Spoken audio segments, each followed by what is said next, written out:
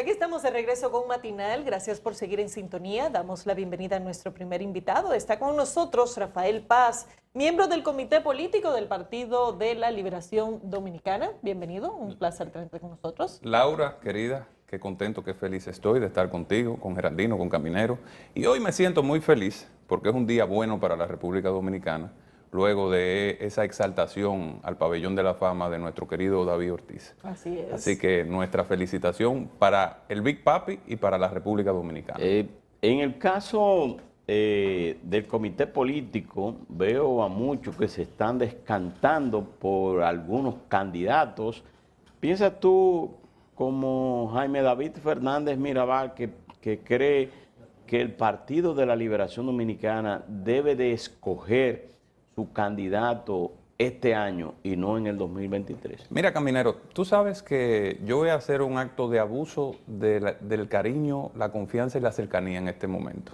Y antes de responderte esa pregunta, Sí. yo quiero plantear una situación que creo que es importante, muy importante para el país.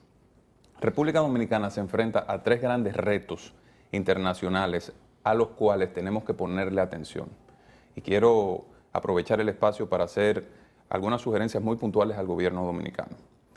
En la actualidad se está desarrollando un conflicto que parece complicarse entre los países de la OTAN y Rusia. Ustedes me preguntarán, ¿qué impacto tiene eso de manera directa en la República Dominicana? Ese conflicto que va escalando y que ha generado incluso la destitución del jefe de la Marina de Alemania por hacer comentarios a favor de Rusia y que ha colocado en una situación de, digamos, donde ya se está agotando la vía diplomática y comienza a hablarse de la vía militar, ha tenido un impacto extraordinario y va a tener un impacto extraordinario si se sigue complicando en los precios internacionales del petróleo. Eso, en el caso de la República Dominicana, va a contribuir a que el escenario de inflación que tenemos en este momento se agrave. Y por tal razón, debemos ponerle mucha atención, pero hay un elemento adicional que muchas personas no están enfocando. Ucrania, que es el país que está produciendo el conflicto, o digamos la lucha por la preeminencia en Ucrania, que es un pivote estratégico, es decir, que si se posiciona ahí, usted tiene una capacidad de militarmente afectar a Rusia de forma importante. Ucrania es el quinto productor mundial de maíz, solo por detrás de China, de Estados Unidos, de Brasil y de Argentina. Si Ucrania entra en un escenario bélico, los precios de los cereales, especialmente el maíz y el trigo, pueden dispararse. Y si eso se combina con un aumento de los precios internacionales del petróleo, donde se coloque por encima de $100, entonces la República Dominicana, que tiene recursos limitados y que atraviesa por un proceso inflacionario importante, es decir, tenemos la inflación más alta de Latinoamérica por la naturaleza de nuestra economía, entonces eso pudiera afectar a las clases populares. De manera particular, he sugerido al gobierno que conforme una comisión integrada por el canciller, el ministro de Industria y Comercio, el ministro de Economía, para darle un monitoreo cercano a esta situación y para elaborar un plan de contingencia de cara a eso. Pero de hecho, si se da el conflicto, Europa se va a quedar sin el gas de Rusia y esto va a disparar todos los precios del petróleo. Así es, Geraldino. O sea, eso está claro. Porque el gasoducto que tiene Rusia directo a Alemania, que Alemania se suple de ellos, el Stream 2, sencillamente va a dejar de funcionar y que Europa se va a quedar sin combustible prácticamente. Y por eso es que Alemania tiene resistencia a enviar ayuda militar a Ucrania y ha planteado... Aún sabiendo que Ucrania no es miembro de la OTAN. Correcto, así es. Entonces, digamos, eso puede complicarse y es mejor prevenir que después estar con el agua al cuello, como nos suele ocurrir. Y respecto a la situación actual, porque esto es un escenario eventual, de riesgo, pero ya de por sí al día de hoy se están registrando aumentos de los combustibles y ha habido preocupación con el nivel de inflación que tenemos en República Dominicana. ¿Tiene el PLD alguna propuesta puntual para la forma en que el gobierno debe enfrentar esta situación? Bueno, el gobierno había planteado durante la campaña electoral que iba a transformar y iba a modificar la ley de hidrocarburos. A esta fecha no ha hecho absolutamente nada, ha seguido aplicando la misma fórmula que se ha utilizado. Se supone que hay una mesa de hidrocarburos en el Consejo Económico y Social. ¿Ha habido algún movimiento con eso? Parecería, pero esa mesa todavía no se ha conformado, se anunció, pero no se ha conformado, y no hay ninguna medida concreta. Hay otro aspecto, Laura, que yo creo que es muy importante también. Estados Unidos acaba de emitir una alerta a sus ciudadanos para que no viajen a República Dominicana con motivo del coronavirus y de la inseguridad. Ayer vimos una posición muy valiente, de hecho, un hito en la historia institucional dominicana de la Cámara Americana de Comercio, reclamándole a Estados Unidos que retire esa alerta, esa prohibición. Oiga bien, la Cámara Americana de Comercio de la República Dominicana haciéndole una solicitud a Estados Unidos de que levante esto. ¿Por qué?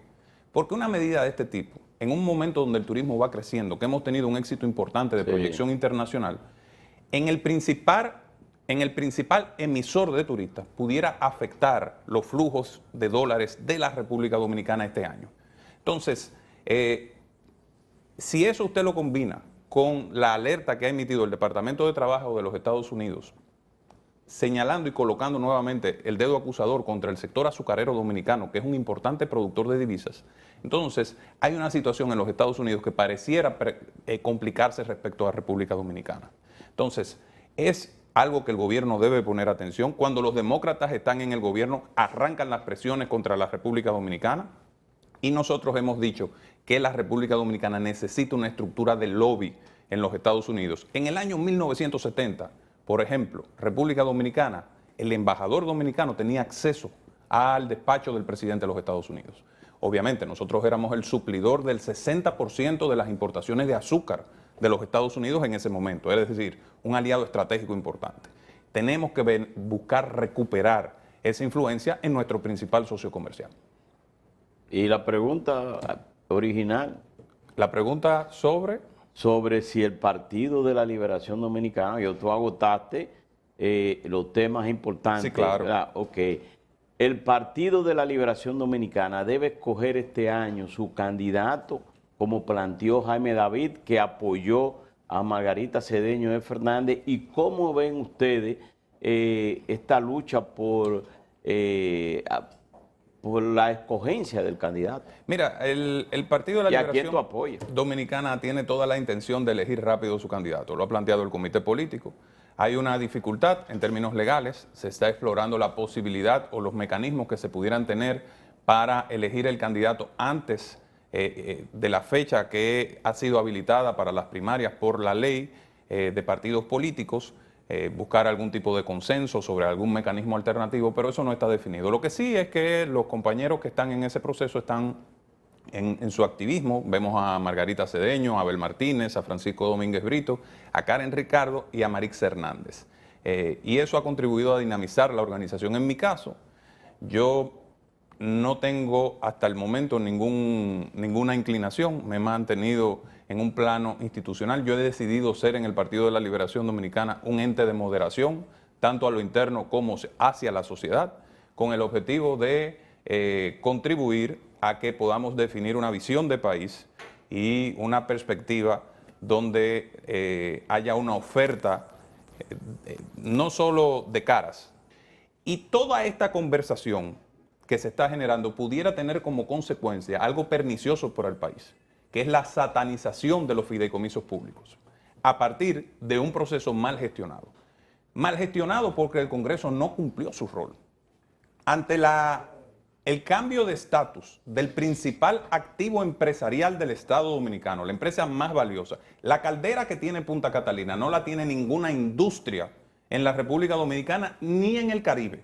Es decir, es una industria altamente sofisticada, con un valor enorme para la República Dominicana. Entonces, el Congreso no se dignó a publicar el contrato de manera amplia y a generar una discusión alrededor de los aspectos que pudieran ser controversiales, que la sociedad los ha identificado de manera clara después de que ya estaba aprobada por el Congreso.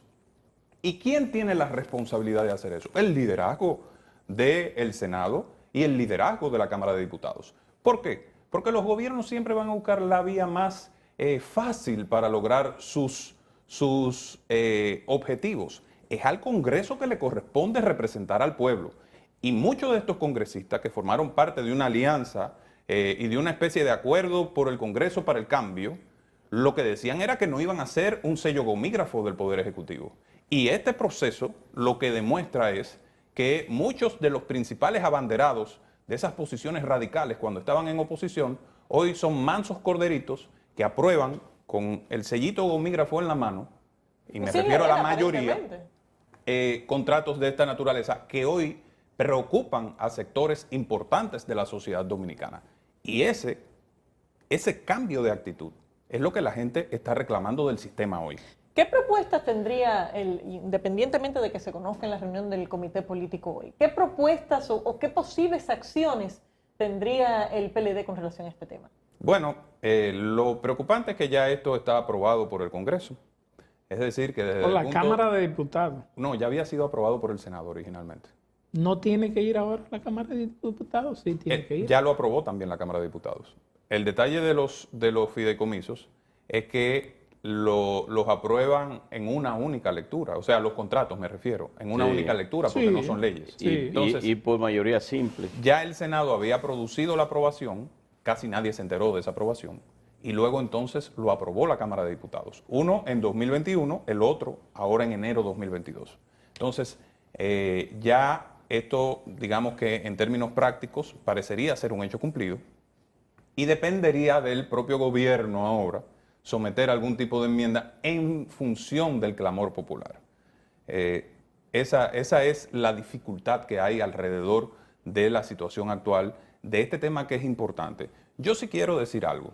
Nosotros, y creo que el problema radica en la falta de un marco legal que pueda generar seguridad en la gente. Quienes integran el Consejo, una vez son designados por decreto, y usted puede estar a favor o no de este modelo, pasan a ser parte del equipo de servidores públicos que tiene una responsabilidad delegada por el presidente de la República.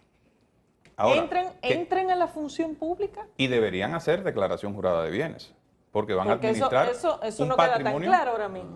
El detalle es que es una función particular para un fin determinado. Pero no si es entran un a la funcionario- función pública, ¿cómo es posible que dentro del contrato no se contemple que ellos puedan dar información a la Ley de Información y Acceso Público? Esa es la segunda, el segundo elemento O sea, que yo que iba a se está tratar. ocultando ahí. Es que no van a ser asalariados del Estado, van a ser asalariados de Sí, pero- esta entidad pero- que es pero- independiente del Estado, independiente. Pero Punta Catalina es del Estado. No, Mira, pero es que ahora va a Entonces ser tú del tienes fideicomiso. derecho en base a la Ley de Información Pública a requerir información sobre ese tema. Y ahí está el detalle. La ley que se sometió al Congreso de Fideicomisos Públicos, y aquí viene el trick del asunto, establece que todos los fideicomisos públicos están sometidos a la ley de libre acceso a la información pública. Exacto. Pero si el contrato se aprobaba antes que la ley, ya era un derecho, una especie de situación previa, porque la ley solo dispone para lo por venir y no para lo previo, ¿verdad que sí?